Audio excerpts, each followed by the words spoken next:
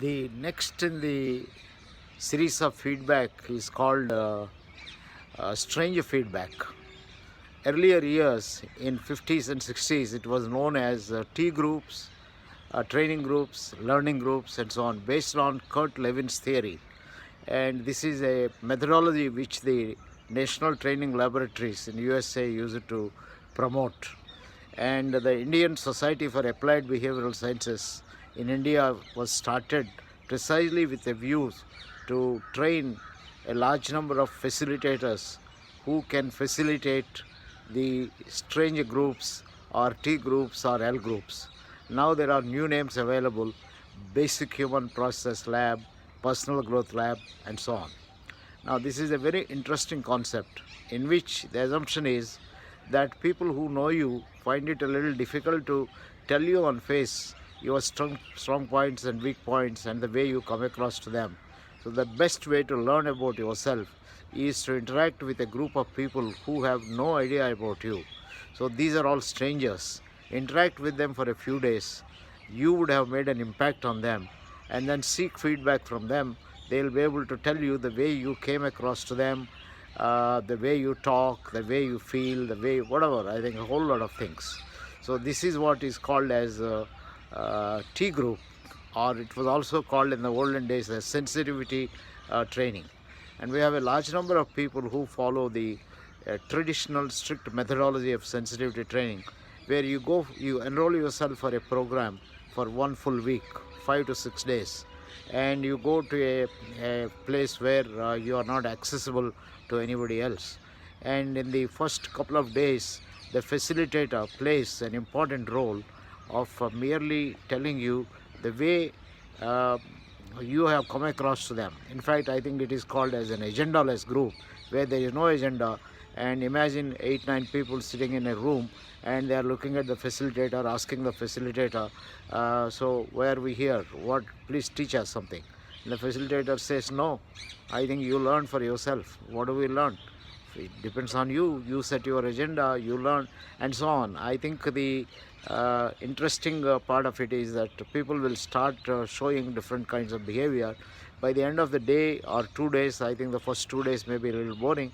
By the end of the second day, you would have made enough of impressions about each other. The facilitator then says, now how about, I think when you are here spending so much of time, would you like to find out what is the kind of impact that you have made on others? Would you want to know? So he creates an atmosphere where feedback can become non-threatening, feedback comes fluently, and there is also opportunity for people to check with each other. I think they follow the principle of here and now, and communicate, get in touch with your inner feelings, see the impact each one of us have on other people. So you learn quite a bit of behavioral science and so on. So at the end of a 5 day program, you discover quite a lot about yourself. Use the group as a mirror. Facilitator merely facilitates. He doesn't tell you what is good in you or bad in you. He only, like any other member, if he has to give any feedback, he gives like any other member. But at the end of the 1 week, each person would have discovered a lot about himself or herself. This is a very useful kind of a program. I happen to be the president of Indian Society for Applied Behavioral Science. In fact, I was in the second batch where I was trained by the ISAPs, which was started by people like Francis Meneges. In fact, I am taking this video from TMTC, where I think the ISAPs was in many ways the source for ISAPs. Seeds for ISAPs were sown. Manohar Natkani, Uday Parikh, Paul Siromani, Father McGrath, and a whole lot of others who were involved. I was in the second batch. In the first batch, I think, was Arun Joshi, and so on. So this is a beautiful kind of a training program. So if you have not had an experience of a basic human process lab or a T group training, I would recommend you must enroll yourself at some point of time in your life, so that you get to experience the way you make an impact on other people and so on. So this is what I call as feedback from strangers, feedback from people who don't know you. And this is a great way of discovering, because people who meet for a little while, meet for a week, and of course you build bondages and so on, but they are not your bosses, they are not your colleagues, they don't work in your organization, they are from all kinds of places.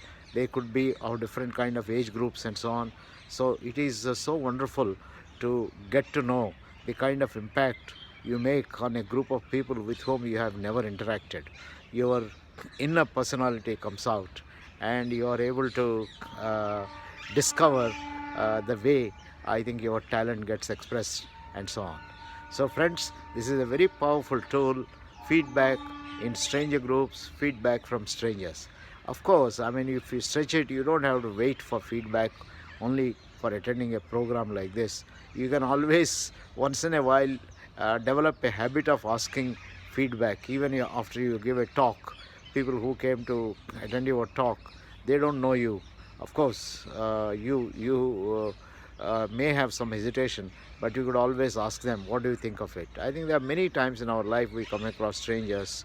It's not a bad idea to once in a while seek feedback and see the way you appear, but you should have the courage to interpret in the context in which I think the behavior gets shown. So all the best for a great experience of stranger feedback for those of you who have not had it.